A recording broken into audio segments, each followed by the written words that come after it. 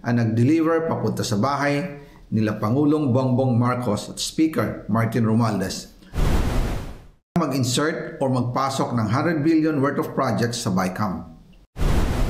Sana po ay hindi nila ako mapatay bago ko mailabas ang lahat. Ginawa ko lang ang utos sa akin, pero ngayon, handa na akong harapin ang lahat. Ginagamit ng administrasyon ang buong resources ng bansa para tumahimik ako.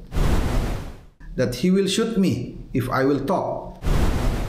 Gagamitin ako bilang panakipbutas sa kanilang kampanya laban sa korupsyon. Hindi na ako mananahimik, ilalabas ko ang lahat ng katotohanan. May resibo, may ebidensya, at may pangalan. Para sa bawat Pilipino, alam ko na buo ang galit ninyo sa akin ngayon. Nauunawaan ko rin kung bakit. Lalo na at malaki ang halagang nakataya. Pero bago kayo humusga, hayaan ninyong ipaliwanag ko ang buong katotohanan. Matagal akong hindi nagsalita dahil may direktang utos sa akin. Huwag nang bumalik ng Pilipinas at manahimik na lamang. Umalis ako noong July 19, 2025 para sa aking medical check-up. Nakaplanong bumalik pagkatapos ng SONA ni Pangulo. Pero habang papauwi na ako, tinawagan ako ni dating Speaker Martin Romualdez at sinabihan, "Stay out of the country. You will be well taken care of as instructed by the President." Noon naniniwala pa ako sa kanila, kaya't hindi ako bumalik.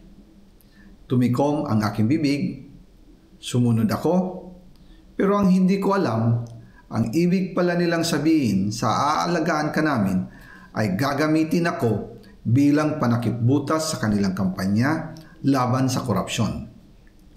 Ginawa nila akong poster boy ng kanilang sariling kasinungalingan.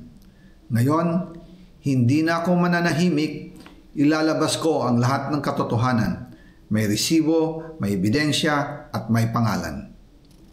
Nagsimula ito nung tumawag si Sekmina Pangandaman sa akin nung nag-umpisa ang BICAM process last year, 2024. Ang sabi niya, katatapos lang ng meeting nila ni Pangulo at may instructions na mag-insert o magpasok ng 100 billion worth of projects sa BICAM.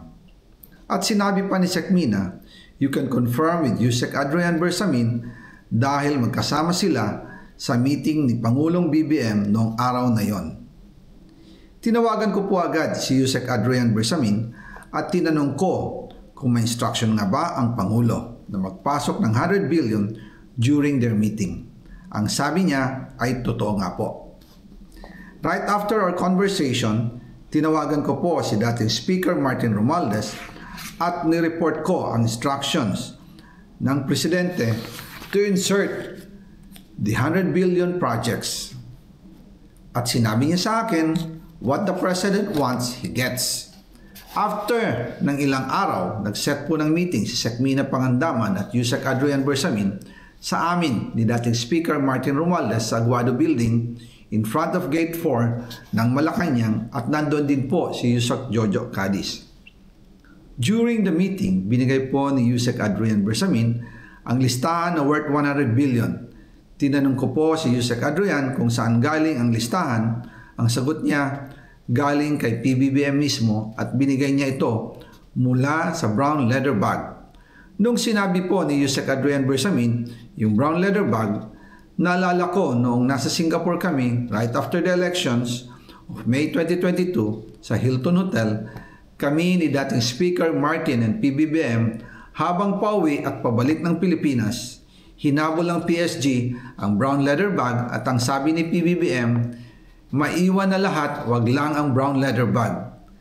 Kaya naniwala ako na utos talaga ito ng Pangulo. Pagkatapos ng ilang araw, I informed sina dating Speaker Martin Romualdez, Sekmina Pangandaman, Yusek Adrian Bersamin, and Yusek Jojo Cadiz na kung pwede 50 billion lang ang ipasok sa program funds dahil so sobra ang DPWH funds versus sa DepEd. In practice, hindi pwede na mas malaki ang budget ng DPWH kaysa edukasyon. And yung balance na 50 billion, ilagay na lang sa unprogrammed funds for the 2025 budget dahil Office of the President din ang nagre-release ng lahat ng unprogrammed funds.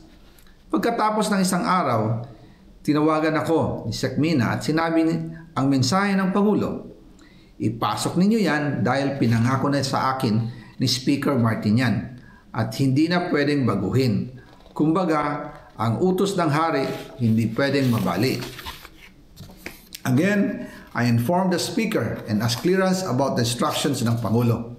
At ang sabi niya, wala tayong magagawa. Kaya po nagtataka ako kung bakit sinasabi ni Pangulo na hindi niya makilala ang budget, samantalang lahat na binawas at dinagdag sa mga ahensya ng gobyerno ay humihingi ng approval sa kanya si Sec Mina Pangandaman.